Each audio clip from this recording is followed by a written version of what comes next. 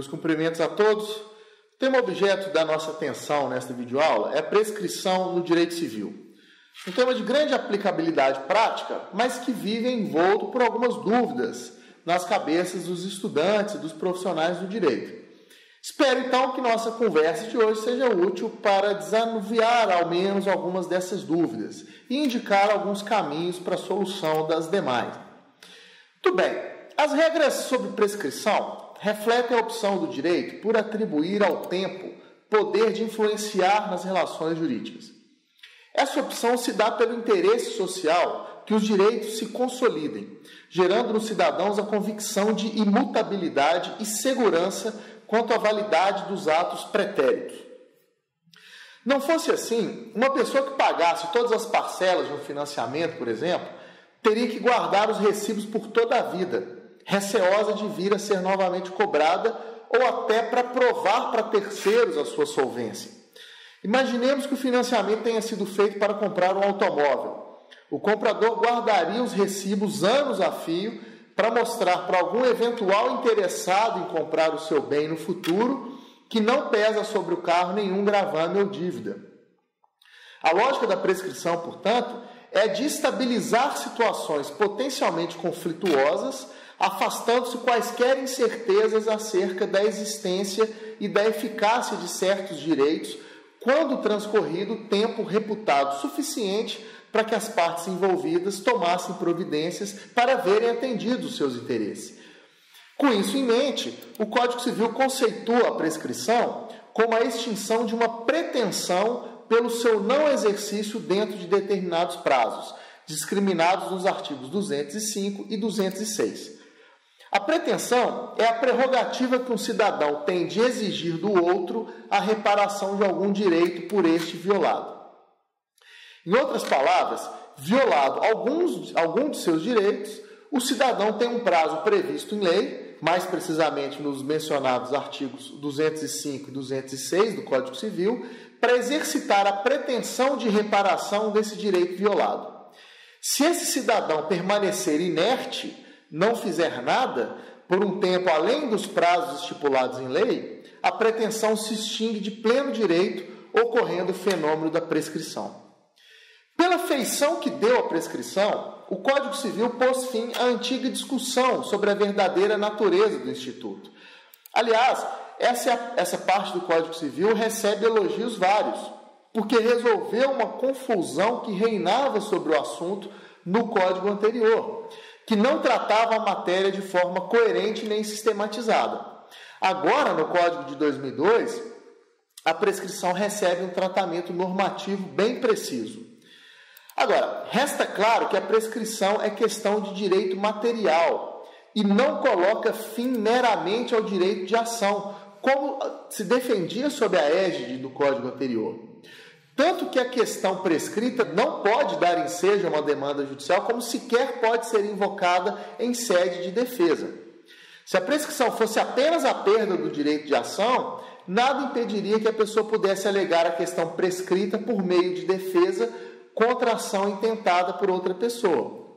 No intuito de afastar quaisquer dúvidas, tal definição restou expressa no artigo 190 do atual Código, segundo o qual a exceção prescreve no mesmo prazo que a pretensão. Há outros institutos jurídicos que também refletem a influência do tempo, mas que não se confundem com a prescrição. E a distinção entre eles devem ser conhecidas, pois os efeitos de cada um são diversos. O primeiro deles é a preclusão, que é a perda de uma faculdade processual não exercida no momento adequado. Só produz efeitos dentro daquele processo específico. O segundo é a perempção, que também é de natureza processual e consiste na perda do direito de ação pela parte que dá causa, por 3 vezes arquivamento do mesmo processo. A perempção extingue apenas a possibilidade de ajuizar nova ação idêntica, mas mantém intacto o direito e a pretensão. Além disso, há a decadência, que é a extinção de um direito potestativo pela inércia do titular. Os direitos potestativos são aqueles exercidos sem qualquer participação da outra parte da relação jurídica. sujeitando os demais ao interesse do seu titular. Um bom exemplo é o direito de resilição unilateral do contrato de trabalho por parte do empregado. O empregador é sujeito ao interesse do empregado que, se quiser se desligar da relação de emprego, não pode ser obstado. Os direitos potestativos não são sujeitos à violação, portanto, e por isso são direitos aos quais não correspondem uma pretensão. Diferente é a prescrição, como eu já mencionei, não extingue o direito. Demonstração disso é o teor do artigo 888 do Código Civil, que dispõe que não se pode repetir, isto é, exigir de volta, o que se pagou para solver uma dívida prescrita. Isto é, o débito, embora a pretensão de sua cobrança tenha se extinguido, continua existindo.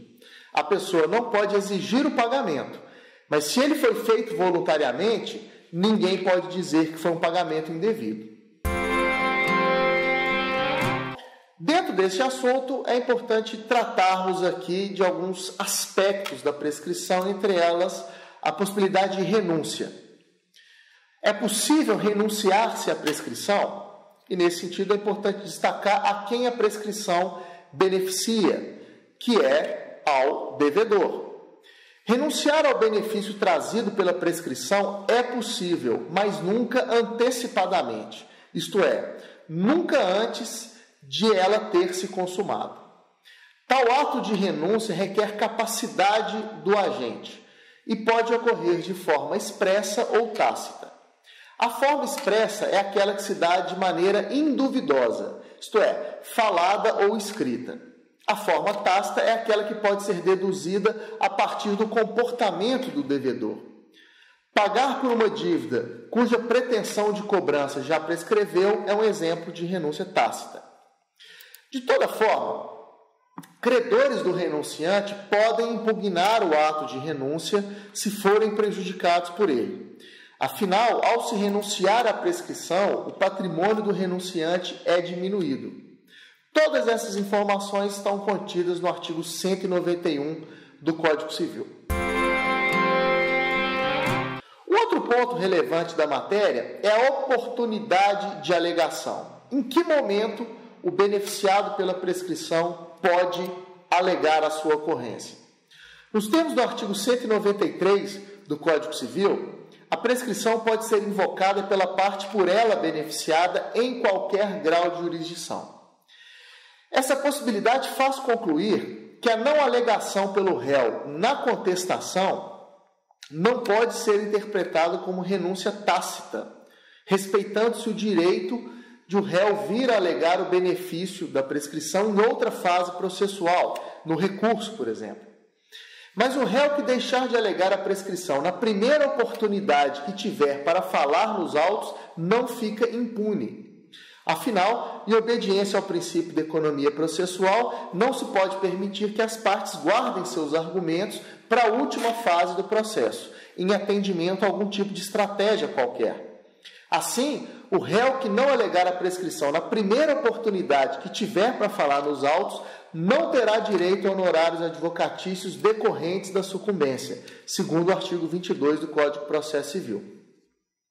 De todo modo, hoje, segundo a nova redação do artigo 219 do Código de Processo Civil, o juiz pode pronunciar a prescrição de ofício, isto é, ainda que ela não tenha sido invocada pela parte por ela beneficiada.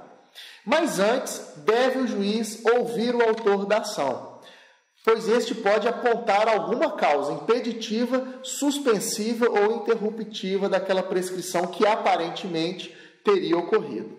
E também deve o juiz aguardar, no mínimo, a defesa do réu, porque este pode, na contestação, manifestar a sua renúncia à prescrição. Assim, pode-se concluir que não cabe o pronunciamento de ofício da prescrição pelo juiz antes da citação do réu, pelo menos. Bom, meus amigos, esta exposição é um pouquinho mais longa dos que eu costumo fazer nos meus vídeos. Então, para evitar que a gravação fique extensa demais, inclusive até atrapalhe, dificulte que seja assistida por vocês, eu vou fazer aqui uma interrupção, mas a exposição sobre a prescrição continua num outro vídeo, qual eu já convido todos vocês a assistir.